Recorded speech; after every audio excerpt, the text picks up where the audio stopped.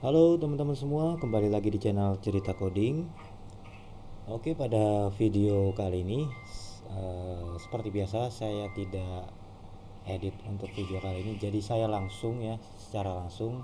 Artinya nanti kemungkinan ada beberapa suara-suara berisik atau suara-suara aneh. Ya mohon dimaklumi ya teman-teman, karena di sini saya tidak edit videonya. Dan pada pembahasan video ini mungkin saya mau menjelaskan terkait temanya tentang REST API di dalam sebuah Laravel frameworknya. Jadi Laravel itu menyediakan sebuah fitur untuk membuat sebuah API menggunakan di sini saya sudah menyiapkan untuk projectnya. Mungkin nanti teman-teman kalau mau simak dulu untuk pembahasan REST API ini bisa disimak dulu ya teman-teman. Jadi di sini saya sudah drag pekerjaannya ke dalam VS Code-nya. Di sebelah kiri saya ini ada routes, ada API titik PHP. Jadi di sini nanti kita akan membuat sebuah route secara terpisah seperti biasanya kan kita kalau bikin website di Laravel, routes yang biasa kita gunakan itu di web.php ya teman-teman. Nah, kalau di API dia secara terpisah. Makanya Laravel itu sudah menyediakan API di dalam frameworknya itu sendiri. Jadi sebelum saya membahas lebih jauh tentang API di dalam Laravel, di sini saya sudah buka untuk websitenya dewaweb.com. Di sini saya juga senang juga karena penjelasannya juga cukup menarik dan juga lengkap ya teman-teman terkait API itu sendiri. Jadi penjelasan di dalam API itu, jadi mengembangkan sebuah aplikasi merupakan pekerjaan yang tidak mudah dan memakan waktu. Namun bagaimana jika developer mendapatkan akses ke elemen-elemen dasar tersebut sehingga mereka tidak perlu memulai semuanya dari nol. Inilah peran API dalam membantu pengembangan aplikasi. Pada artikel ini mungkin nanti teman-teman bisa kunjungi ya dewaweb.com. Nanti bisa baca di sini. Mungkin saya pada intinya aja, mudah-mudahan bisa dapat dipahami. Jadi apa itu API? API itu sebuah application programming interface. Jadi sebuah interface yang berperan menjadi penghubung antara satu aplikasi dengan aplikasi lainnya, baik dalam sisi platform yang sama atau cross platform. Nah, adanya terobosan ini memungkinkan developer juga untuk mengembangkan aplikasi berdasarkan aplikasi lain yang sudah ada. Dengan kata lain, API itu membantu developer untuk mengembangkan aplikasi secara lebih cepat dan efisien. Nah, API juga menjadi teknologi yang memungkinkan kamu untuk menggunakan fitur one click login atau sign up menggunakan akun Google, Facebook, dan sebagainya di berbagai aplikasi. Dan pada video ini tentunya kita tidak membahas tentang integrasi API di Google, Facebook, dan lain-lain. Tapi pada intinya nanti API itu juga kita bakal bikin sendiri. REST API fungsionalnya untuk apa kayak gitu teman-teman, mungkin lebih ke kebutuhan ya di dalam backend website teman-teman. Jadi di sini gambaran pada fitur login with Google. Jadi fitur login with Google ini mungkin dia menggunakan API ya, dihubungkan ke Canva, YouTube, Instagram, dan juga Google Drive. Nah, kemudian jadi jenis API itu sendiri ada beberapa jenis nih, ada 4 ya. Ada private API, ada public API, ada partner API, ada composite API. Jadi mungkin nanti teman-teman bisa baca sendiri. Intinya pada pembahasan ini saya tidak lebih detail menjelaskan API-nya, tapi saya lebih mau ke langsung prakteknya gitu teman-teman.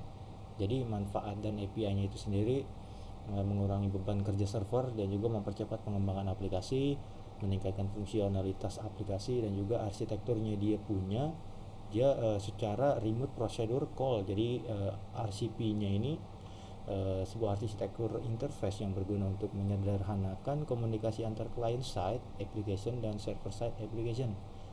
Nah, kemudian dia juga mempunyai representational state transfer. Jadi, nah ini yang kita maksud REST. Jadi nanti kita akan membuat sebuah representational state transfer API. Nah, kemudian lebih banyak digunakan karena kemudahan penerapan dan penggunanya. Arsitektur ini sendiri menggunakan JSON. Jadi responnya itu dalam bentuk JSON nanti teman-teman. sebagai format perpindahan data, JSON sendiri adalah sebuah format yang lebih ringan sehingga meningkatkan performa aplikasi. Yang akan kita gunakan pada video kali ini adalah tentang representational state transfer API, teman-teman. Oke. Nanti mungkin teman-teman bisa lihat di sini ada gambaran terkait lebih ke siklusnya ya, mungkin teman-teman. Flow-nya itu dari client side ketika dia melakukan request ke dalam API, lalu API mengirimkan sebuah data ke dalam server side application. Setelah server ini menerima, maka dia akan melakukan respon ke API, dan juga respon itu masuk ke dalam sisi klien, kayak gitu teman-teman. Artinya secara communication ini ada prosedurnya, ada ilustrasi yang sudah tergambarkan. Nah, tanpa berbasa-basi, kita coba tutup dulu ya teman-teman. Nanti teman-teman bisa mengunjungi juga untuk situsnya laravel.com. Di sini kita akan menggunakan yang namanya Laravel Sanctum.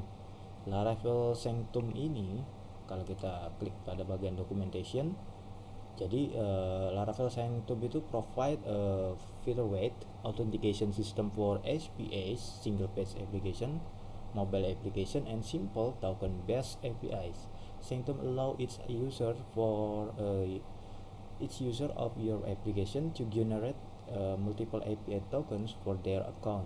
Jadi bagaimana sih proses kerjanya itu? Laravel Sanctum itu exists to solve disparate problem. Let's discuss it before digging deeper into the library. Jadi API token ini, jadi ketika nanti kita membuat sebuah REST API menggunakan fiturnya si Sanctum ini, tentunya nanti kita akan mendapatkan sebuah tokens yang menerima authentication atau kredensial, kayak gitu. Misalnya kita melakukan login, register.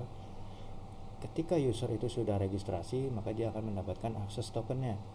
Dan ketika dia login, dia juga dapat sebuah token yang dikirim dari Sanctum ini.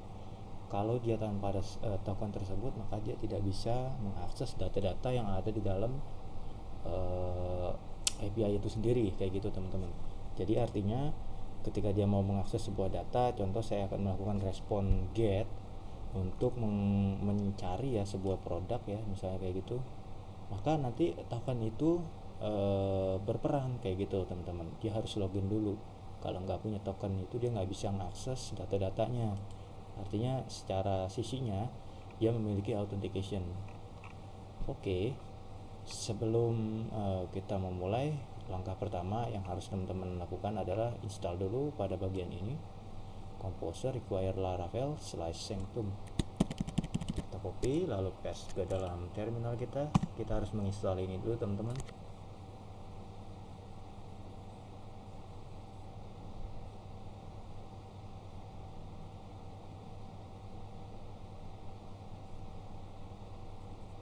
Oke.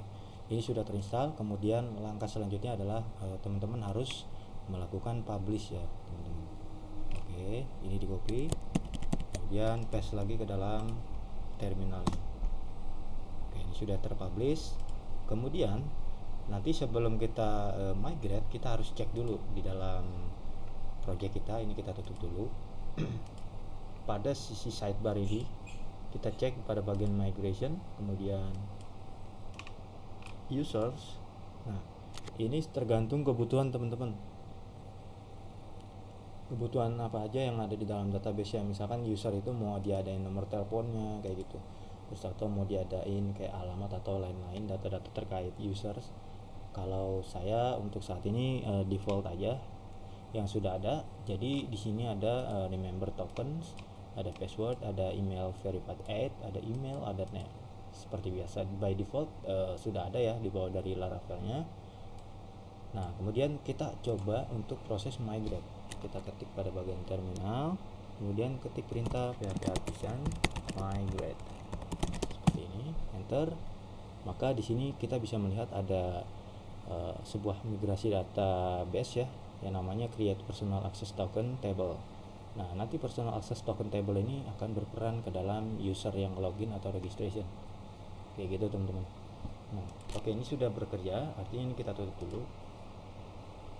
Nah, sekarang prosesnya adalah kita akan membuat sebuah controller php artisan make controller. Yang kita akan buat adalah sebuah controller, nama foldernya adalah API slice. Nah, kita akan mengakses API untuk user ya teman-teman. Jadi di sini kita akan buat user atau API user control. Oke, seperti ini.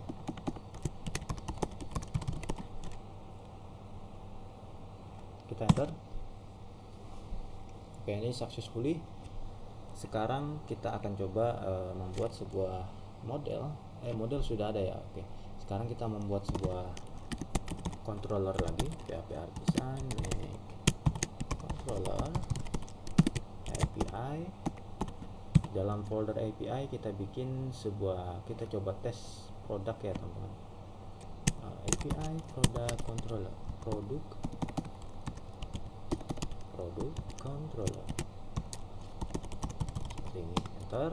Kemudian kita akan membuat sebuah model API untuk produknya. PHP artisan make model, kemudian kita buat model produk model seperti ini. Kemudian kita enter. Oke, setelah itu kita akan membuat sebuah table yang bernama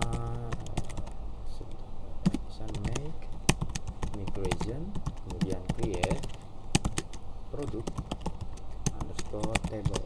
Enter. Oke, setelah itu kita buka pada sisi sebelah kiri kita ada folder app, kemudian buka HTTP controller, ada folder namanya API. Kita coba setting pada bagian API user controller ini. Nah, di sini kita akan mengimplementasikan sebuah public function yang bernama index dulu ya teman-teman. Jadi kita akan mengget datanya dulu, index, kemudian kita kasih kurawal. Di sini kita akan membuat sebuah mungkin variabel user, sama dengan kemudian yang akan kita get adalah user model. Nah, ini harus di enter. Kemudian jangan lupa teman-teman, ini saya menggunakan import automatic atau otomatis ya secara importnya. Kalau teman-teman belum ada bisa by manual, klik kanan seperti ini, diarahkan ke kursornya ke sini, kemudian klik pada bagian import class, atau bisa ada shortcutnya ini Ctrl Alt plus L. Iya, ini bukan LI, artinya nanti dia akan mengimport model ini kayak gitu teman-teman.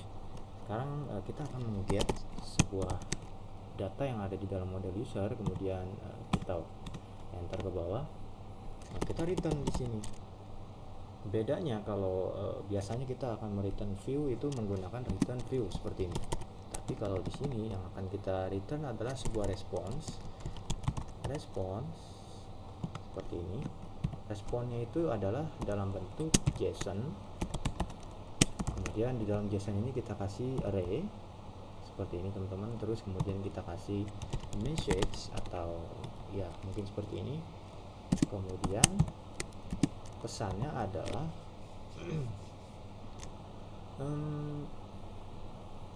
sukses seperti ini. Sukses, terus kemudian koma, kita akan mengget sebuah data apa yang akan kita get, yaitu variabel user yang ini ya teman-teman. Kita masukin ke dalam sini $user, kemudian kita kasih koma di sampingnya array, kita kasih respon 200, artinya sukses seperti itu teman-teman. Dan kemudian sebelum kita lebih lanjut ke sini, kita coba bikin sebuah variabel validator atau validate seperti ini, sama dengan validator oke. Jadi 2.2 menit. Kemudian kita akan get semua $request all. Nggak usah ya, ini nggak usah, nanti aja. Ini validasi ini nanti kalau kita melakukan sebuah post data ya teman-teman. Saat ini kita coba melakukan get usernya dulu. Nah, ini sudah sebaris ini aja, kita nanti akan memanggil data yang ada di dalam model user seperti itu. Kemudian kita coba buka pada bagian routes API.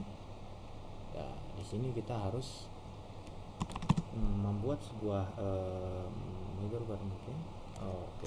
route get, kemudian yang akan kita get adalah sebuah user, mungkin slash user URL nya, kemudian koma, kita masukin tadi nama controllernya adalah API user controller.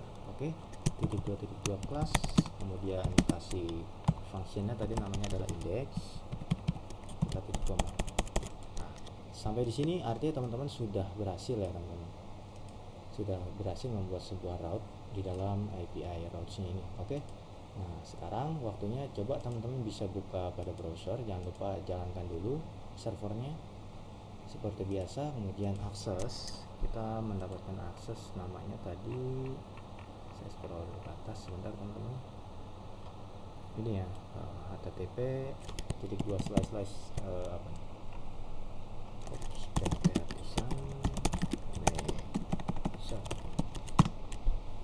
oke, ini kita akses, kita paste ke sini. Nah, kalau kita mau mengakses data user tadi, kita slice. Nah, kemudian kalau misalnya itu kita tambahkan user seperti yang ini teman-teman, yang kita get adalah user, tambahkan user, kemudian jangan lupa di depan sini harus ada API slice user, enter. Nah, ini respon JSON-nya sukses, tapi di dalam data tersebut masih kosong. Artinya di dalam data tersebut ini respon JSON ya teman-teman, message-nya sukses, artinya data itu di dalam array-nya masih kosong karena saya belum masukin. Di sini coba input manual ya, untuk coba kita lihat sisi REST API-nya, terus kemudian saya klik pada bagian user. Di sini saya coba masukin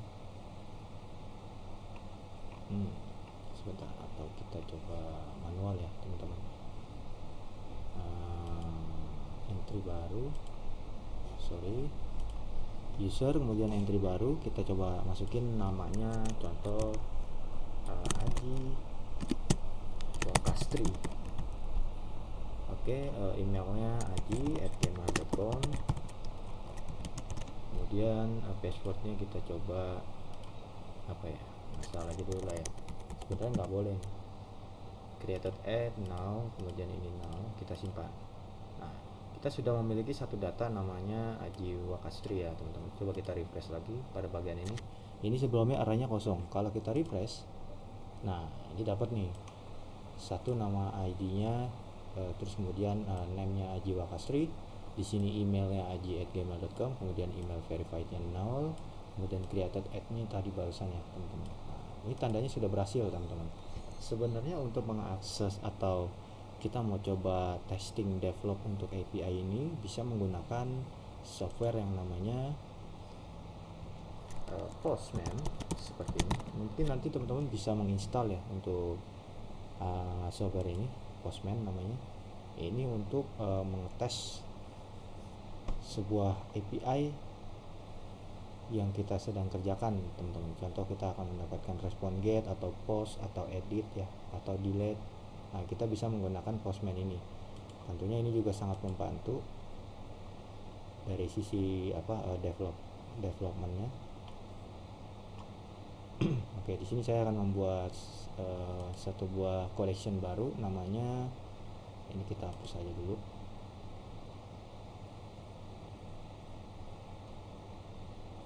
Kita delete. Oke. Collection sudah dihapus, ini kita tutup semua, don't save. Ini bekas hasil pekerjaan saya.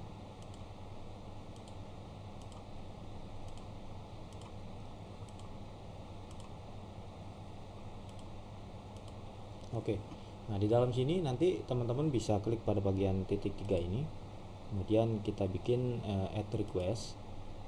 Add request yang ini ada beberapa metode. Jadi di sini ada metode get, ada post, ada put, ada fetch, ya pokoknya di sini banyak lah gitu ya. Nah, saat ini kita akan mengget sebuah data yang namanya tadi http, kita masukin URL kita, kemudian karena ini dalam masa testing di dalam localhost, kita harus memasukkan URL seperti ini. Kemudian saya pakai portnya 8000/API/user. Oke. Kita nggak perlu harus pakai token dulu sementara ini, testing aja dulu, kita send datanya. maka nanti kita bisa lihat.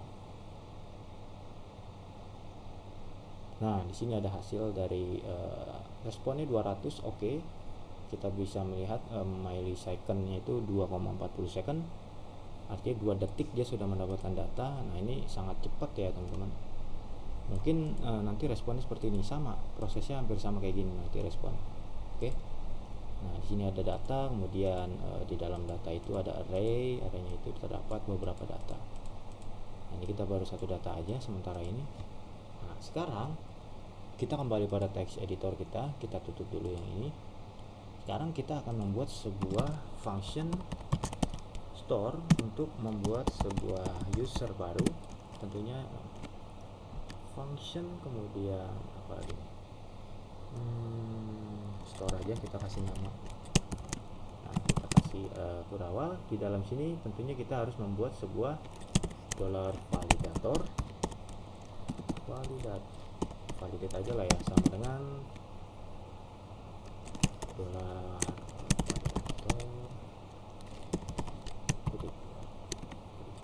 kemudian make. Nah, di dalam sini kita akan membuat sebuah $request all seperti ini. Kemudian nanti di dalam sini kita harus membuat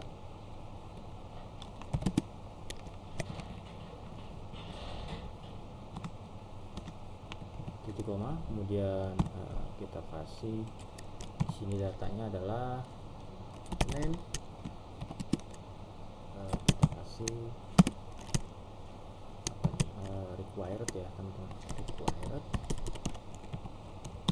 Terus kemudian apalagi email, required. Terus kemudian email seperti ini, koma. Terus kemudian tadi ada password ya teman-teman, password. Terus kemudian di sini harus kita masukin hashnya ya teman-teman, hash /2, kemudian hash apa ya, lupa saya, make ya.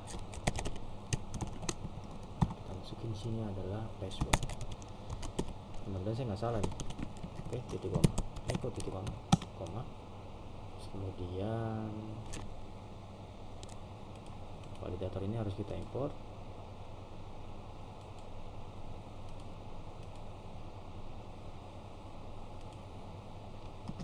Nah, di bawah sini kita harus membuat sebuah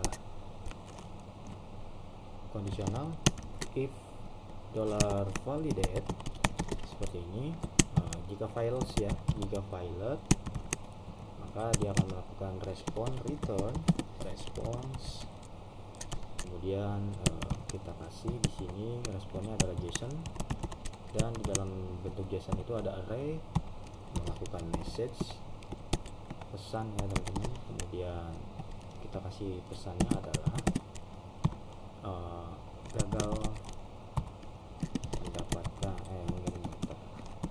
gagal menambahkan user.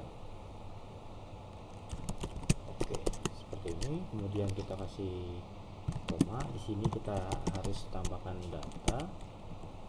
Kita respon aja kali ya, respon. Di sini kita kasih 501. Oke. Dan kita harus membuat sebuah $user sama dengan new. Nah, seperti ini. Mungkin mudah-mudahan benar sih. User titik 2. Oh, nggak perlu ya seperti ini ya, cukup. Kemudian kita masukin $user.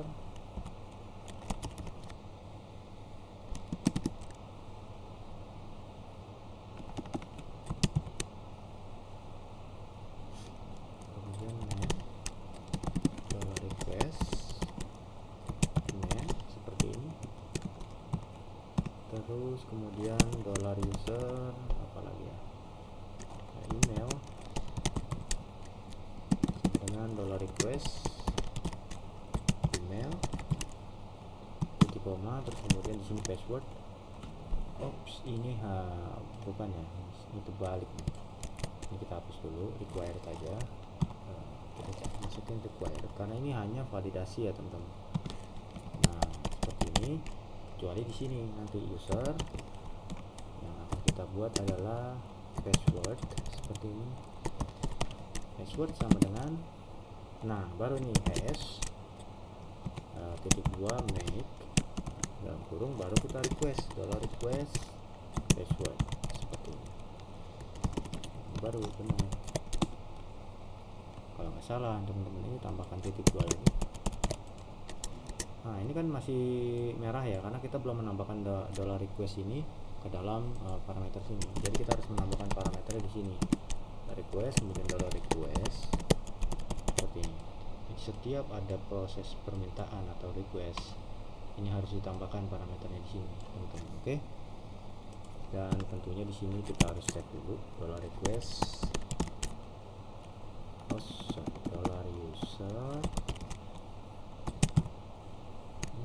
set seperti ini. Nah, nanti dia melakukan return response dalam bentuk JSON teman-teman. Seperti biasa, message yang kita kirimkan, message-nya adalah data user berhasil ditambahkan, berhasil ditambahkan, tambahkan. Oke. Kemudian koma, di sini kita kasih datanya, lempar datanya, terus kemudian data apa yang akan kita tampilkan setelah melakukan proses pengiriman data, yaitu kita masukin $user lagi seperti ini. Nah kita koma terus kasih 200 responnya. Oke, titik koma. Ini saya rasa sudah cukup, mudah-mudahan nggak salah ya teman-teman. Terus kemudian kita kembali pada routes kita sebelah kiri. Di sini ada API. Nah, kita harus membuat sebuah route untuk proses pengiriman data. Tentunya kita harus menggunakan post. Nah, di dalam post ini kita masukin URL, yaitu tambah user, tambah dash user, gini aja ya teman-teman. Kemudian koma, terus kita kasih controllernya tadi namanya API user controller, kelasnya yaitu tadi store, kemudian titik koma seperti ini. Oke. Nah proses ini tentunya sudah bisa berjalan. Kalau kita coba tes, kita buka pada tab kembali lagi pada Postman kita klik pada bagian plus, metode ini kita ganti menjadi post. Nah kemudian ini kita copy aja nih, ini biar cepat. Kita copy, kita paste ke sini. Kemudian API ini bukan user lagi, sampingnya kita ganti tadi tambah dash user. Oke. Nah yang akan kita kirim adalah pertama name, email, dan juga password. Bagaimana cara menginput formnya di dalam API? Di sini kita bisa klik pada bagian body, form data. Nah, di sini kita masukkan name, email, password seperti ini. Oke. Name-nya namanya adalah misalkan Kurniawan. Kemudian emailnya kurniawan@gmail.com. Passwordnya kita coba tes 1-8 dulu. Oke, kemudian kita send ya, tes apakah dia mendapatkan respon 200 atau 501 gagal. Nah ini ada kesalahan, kayaknya ada yang salah. Coba kita cek. Coba cek lagi, cek.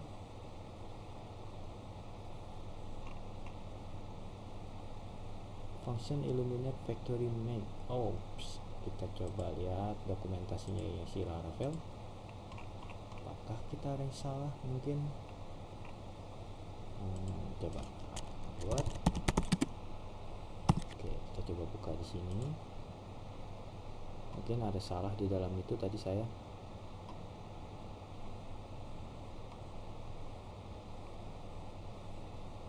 Ini benar validator make request all.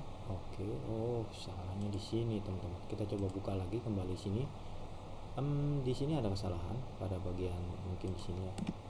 seharusnya arraynya di samping sini teman-teman. Nah ini baru benar.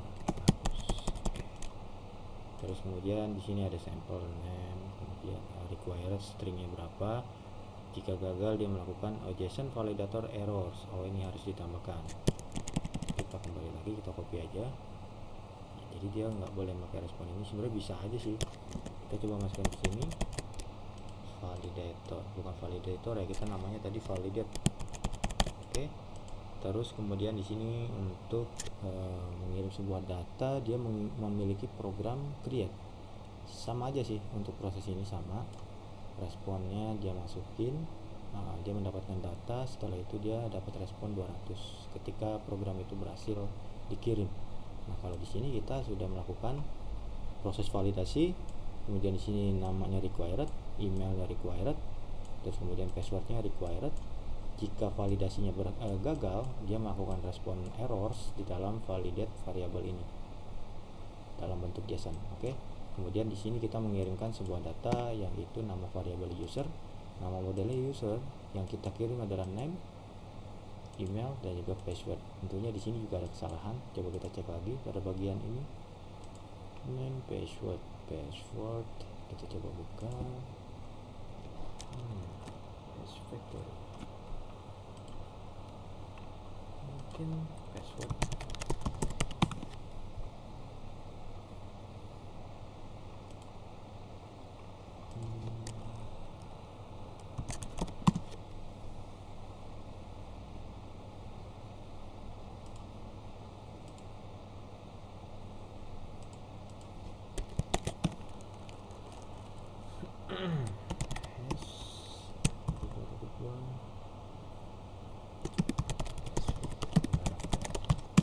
Kita buka aja, coba cari-cari tahu ya teman-teman.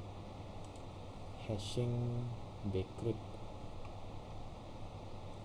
password hashmake ini udah benar sih. Dollar request, salahnya di mana nih? Kita coba cek. Ini dollar request user fill password. Coba kita cek pada bagian ini, dollar request ini sudah benar. Nah ini salahnya di mana? Coba kita cek lagi. Kita kirim data ulang sekali lagi. Nah ini berhasil ya teman-teman. Berarti tadi ada kesalahan di bagian validasi sama apa tadi tuh? Ini nih, pada bagian validator ini tadi kita memiliki kesalahan karena arraynya terbalik, bukan di depan sini tapi di sini. Oke. Kedua, kita sudah merubah tadi pada bagian respon errornya yang ini.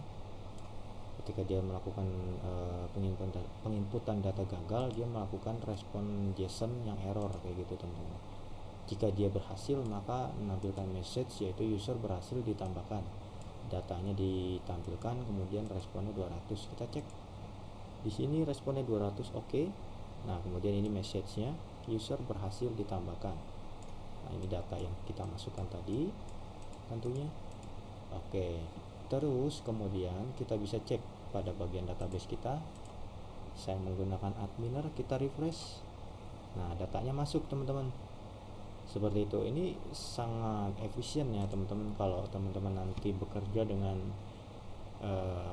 metode API seperti ini. Tentunya respon-respon ini harus dipahami. Yang pertama get, post, kemudian mungkin edit ya, put. Nah ini put, kemudian ada delete. Ini yang lebih sering kepake sih teman-teman pada umumnya. Nah langkah selanjutnya kita akan melihat di sini nanti ada proses yang namanya mungkin login teman-teman. Kita membuat sebuah out ya. Kita coba cek di bagian, kita back dulu. Kita back lagi. Tadi ada show ID update login ya. Login REST API, nggak apa-apa ya, kita coba belajar bareng-bareng ya teman-teman supaya nanti teman-teman tuh paham apa sih fungsional dan juga errornya itu di mana. Jadi kita bisa sama-sama tahu gitu teman-teman. Nah, symptom terus di sini. Coba kita buka pada plan.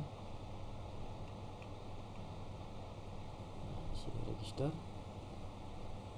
login. Nah, di sini harus kita memasukkan conditional out item request only email respon. Oke.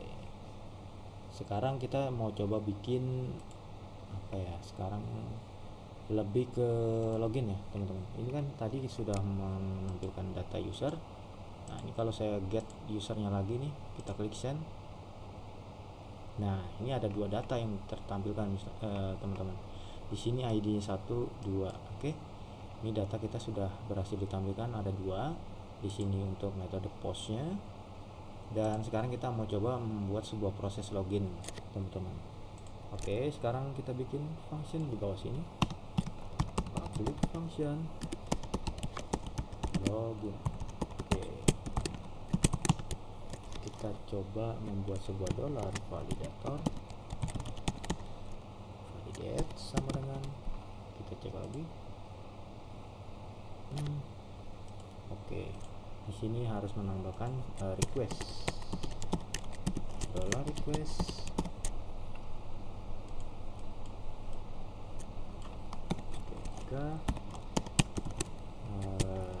out dari dua user apalagi tadi, item ya, bukan user, item seperti ini. Cek request only, kita copy aja ya teman-teman.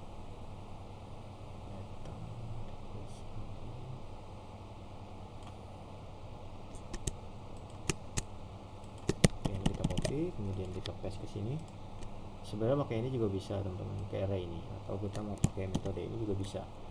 Dollar request yang hanya dibutuhkan hanya email dan juga password. Dan tentunya kita harus menambahkan kurawal di belakang sini.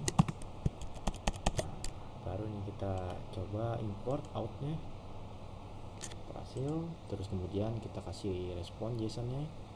Nah, jika dia belum terdaftar, mungkin dia mendapatkan unauthorized, jadi ditolak ya datanya. Kita copy aja nggak apa-apa ya, kita copy yang ini, kemudian kita paste pada bagian tengah sini. Nah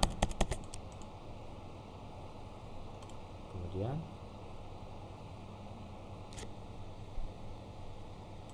jika violet, nah ini token yang dibutuhkan teman-teman. Kita coba cek, kita copy aja ya di sini, kemudian kita paste pada bagian bawah ini.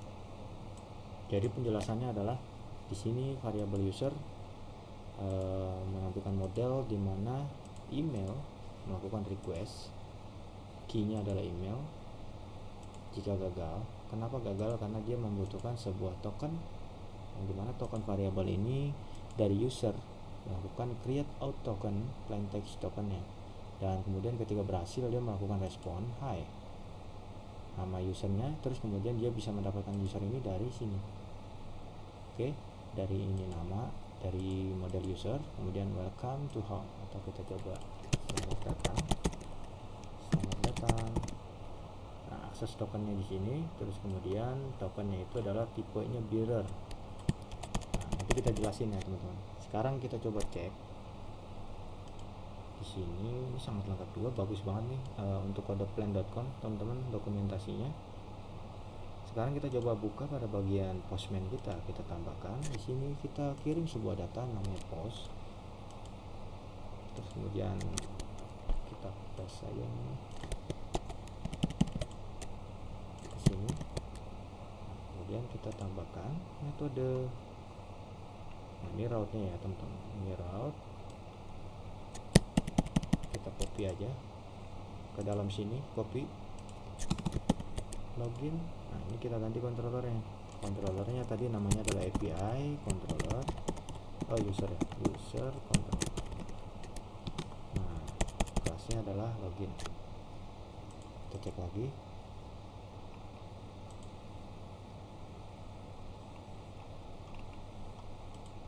Store function login, oke.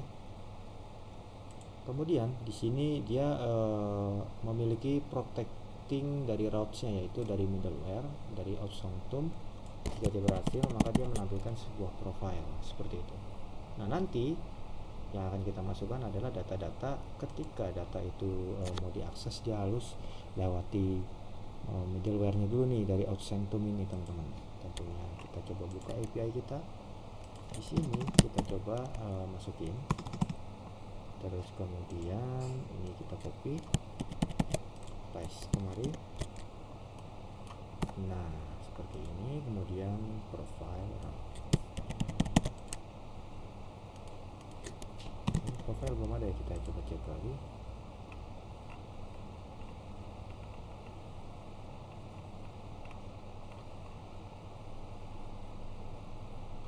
Oke, ini profile, kemudian requestnya itu dari user.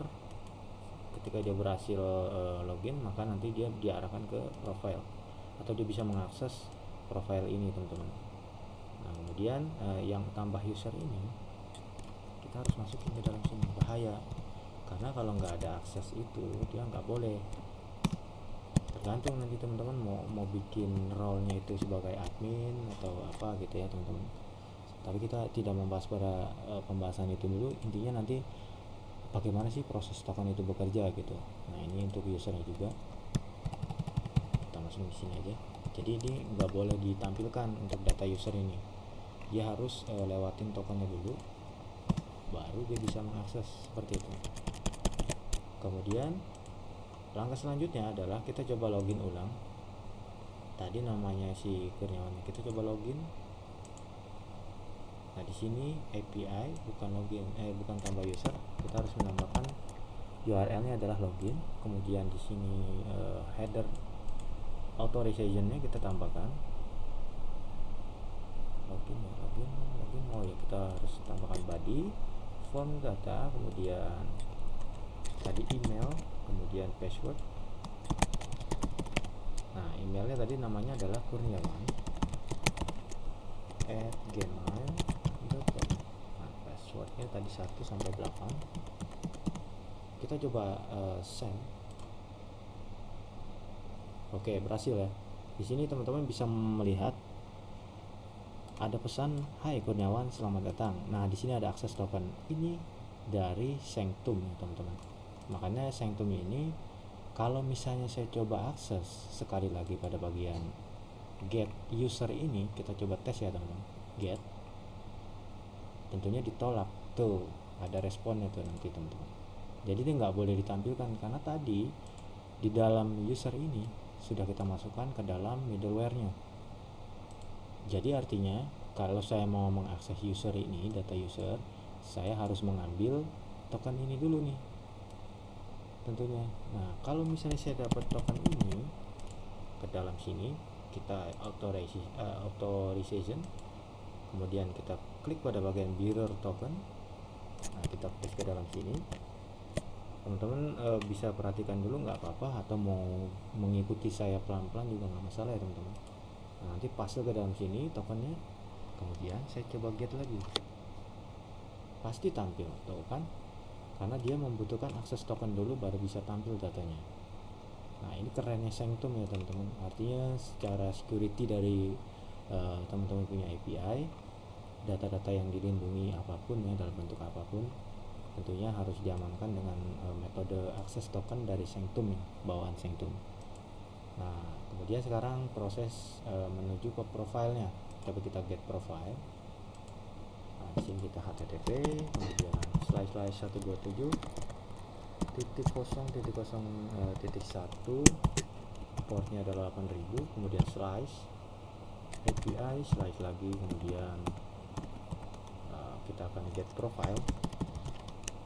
Nah, yang kita get adalah sebuah profile user itu sendiri. Kalau saya tidak menggunakan tokennya si tadi itu user Kurniawan, maka ditolak tentunya. Nah, sekarang kita coba authorization. Kita klik pada bagian mirror tokens, kita klik pada ini, terus kemudian kita paste send. Nah ini dia sudah berhasil masuk ke dalam profilnya, yaitu ID Kurniawan. Nah ini dia. Oke, artinya dari proses tokennya ini sudah bekerja dari beberapa metode get dan juga postnya. Lanjut, apalagi nih teman-teman. Sekarang back to ya, di sini ada login juga. Nah sampai sini mungkin mudah-mudahan teman-teman bisa memahami prosesnya pembuatan REST API di dalam Laravel. Nanti teman-teman bisa improvisasi sendiri untuk teman-teman bisa mau bikin kayak gimana pun terserah, bebas, atau mau mengikuti dengan cara saya seperti ini juga no problem, tidak ada masalah. Tentunya ini juga hasilnya juga berhasil ya teman-teman. Ini API Product Controller. Sekarang kita coba buat public function index return response, kemudian JSON. Yang akan kita get adalah sebuah pesan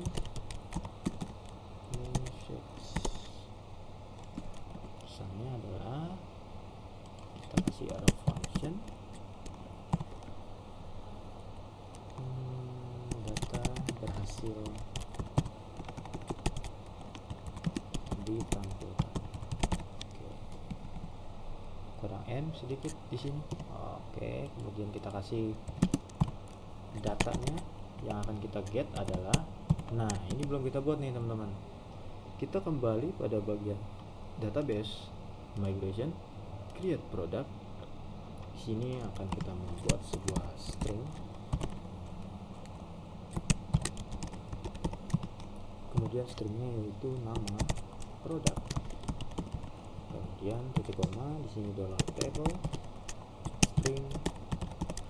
Mungkin kalau biasanya kalau produk itu tidak jauh dengan yang namanya harga, deskripsi ya, deskripsi, titik koma, kemudian $table string. Kalau misalnya ini bisa dikasih long text teman-teman untuk deskripsi, long text string, kemudian di sini harga. Untuk foto nanti aja ya teman-teman. Sekarang kita bahas yang lebih simpelnya aja dulu. Jadi di sini saya sudah memasukkan sebuah data nama produk, kemudian deskripsi dan juga harga. Ini bisa pakai, kadang suka ada yang pakai string ya, tapi nggak masalah, kita pakai string aja. Nah, kemudian kita belum mengimport, belum migrate ya. Kita coba klik kanan pada bagian terminal. Kita migrate table kita.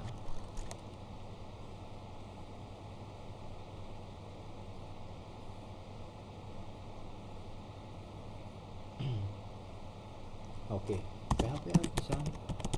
Nah ini tidak. Nah ini sudah melakukan proses migrate product table-nya. Setelah itu teman-teman bisa kembali pada text editor dan kita buka pada bagian models, product model. Di sini harus kita tambahkan protected $table, kemudian sama dengan nama table-nya tadi adalah produk, dan titik koma. Di bawah sini kita kasih protected lagi.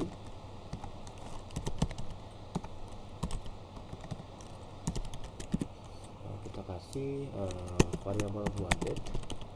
Dengan teman-teman bisa pakai cara seperti ini supaya tidak perlu harus memasukkan beberapa field-fieldnya. Tentunya dengan perwakilan guardat ini sudah bisa diwakilkan untuk semuanya seperti itu. Kemudian kita save.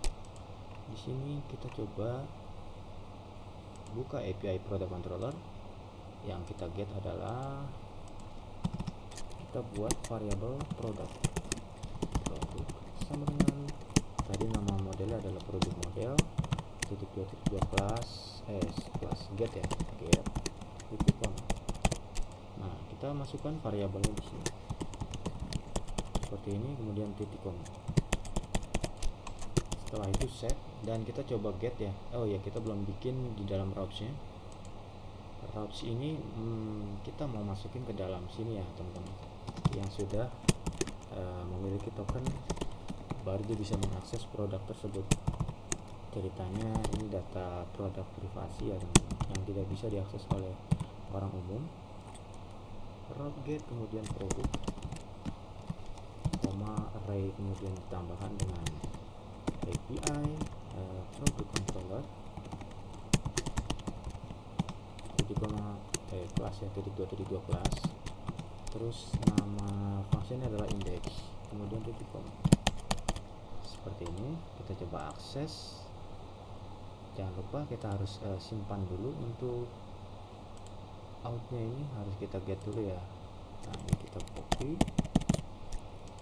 kita buat di sini getnya http, kemudian titik 2 // 127.0.0.1 portnya 8000 /API/product. Kemudian di sini authorization kita tambahkan beer tokens, kita paste kemari, kemudian get. Nah, data berhasil ditampilkan, tapi datanya masih kosong karena kita belum menambahkan datanya. Sekarang waktunya kita membuat sebuah function baru di dalam sini, yaitu public function. Oke, public function ini sama sih sebenarnya kayak proses user tadi, teman-teman. Tambah produk.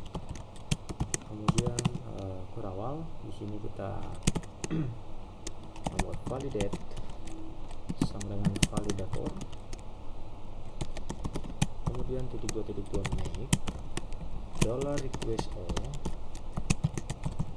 kemudian kita koma, kasih array. Di dalam array ini tentunya kita memasukkan nama produk seperti produk, kemudian require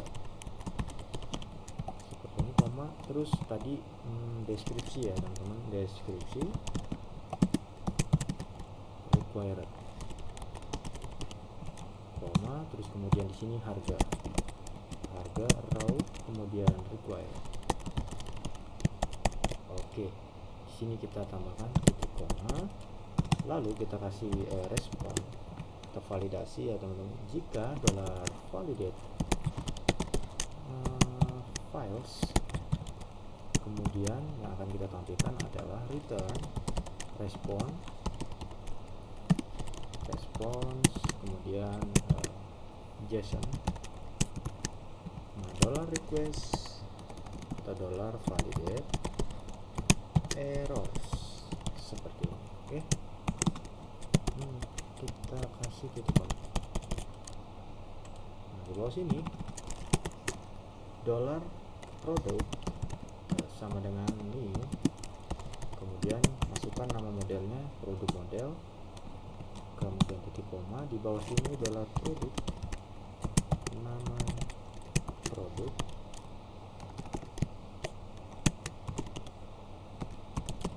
sama dengan service produk sama dengan $request. Nah, request ini belum kita masukkan ke dalam sini, parameter ini harus ditambahkan $request. Oke, request nama produk seperti ini,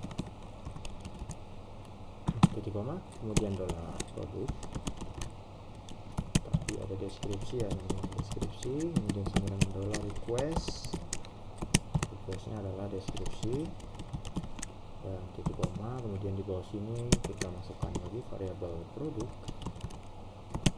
harga, kemudian sama dengan $request, yang kita kirim adalah harga, titik koma. Nah, kemudian $produk, kita share datanya, kemudian setelah di share dia melakukan return response, responnya dalam bentuk JSON. JSON-nya di dalam terdapat array message. Nah, pesannya itu adalah data produk berhasil ditambahkan. Oke, seperti ini. Kemudian kita akan mendapatkan sebuah data. Nah, data yang kita kirimkan dalam bentuk variabel produk yang kita tangkap itu, produk. Oke, di sampingnya kita kasih respon 200. Ini validator ini harus diimport. Oke, kita pilih yang pada bagian support package validator.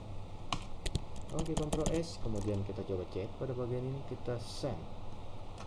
Datanya masih kosong. Oke, sekarang kita membuat sebuah routes di dalam API-nya. Di sini tentunya harus menambahkan route.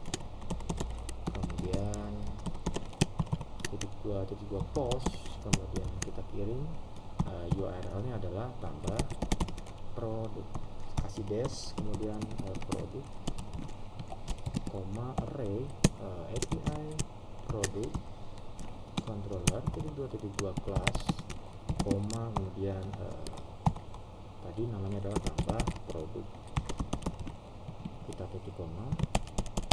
Oke, sukses. Kita tambahkan lagi untuk request metodenya kita ganti menjadi post. Di sini kita ketik http atau boleh bilang ini langsung saja API, kemudian tambah produk seperti ini.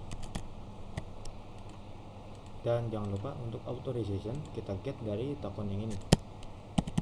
Nah, artinya ini mungkin hanya satu user aja ya teman-teman. Nanti kalau teman-teman mau bikin improvisasi, mungkin di situ ada role yang dibataskan kayak misalnya admin, user, nah itu dipisah. Jadi artinya nanti yang bisa didapatkan hanya role si admin. Jadi hanya role admin ini yang bisa mengakses sebuah data produk dan juga data-data user. User itu terpisah juga, nanti dia token itu menampilkan data-data apa saja kayak gitu teman-teman yang diizinkan. Setelah ini ditambahkan, kemudian kita back to post yang pada bagian produk, dan kita harus menambahkan mirror tokennya. Ini sudah otomatis. Sekarang kita ke body form data, tadi ada nama produk seperti ini, kemudian deskripsi dan harga. Oke, tentunya harga ini tidak perlu harus memasukkan rupiah, pada angka saja. Kemudian deskripsi ini coba kita buka di sini, Lorem Ipsum. Oke, Lorem Ipsum. Kemudian kita klik pada bagian ini.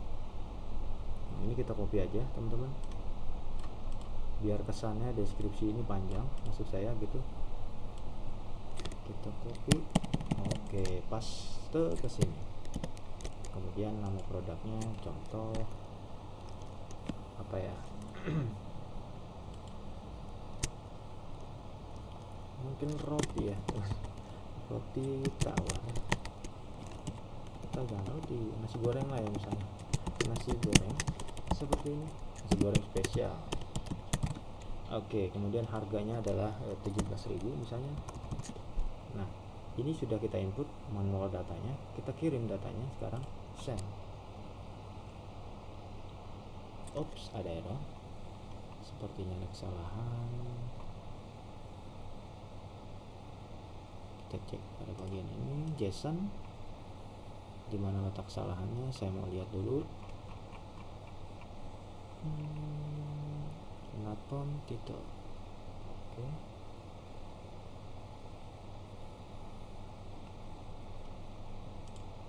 Kita cek lagi pada bagian API produk, ini sudah benar deskripsi.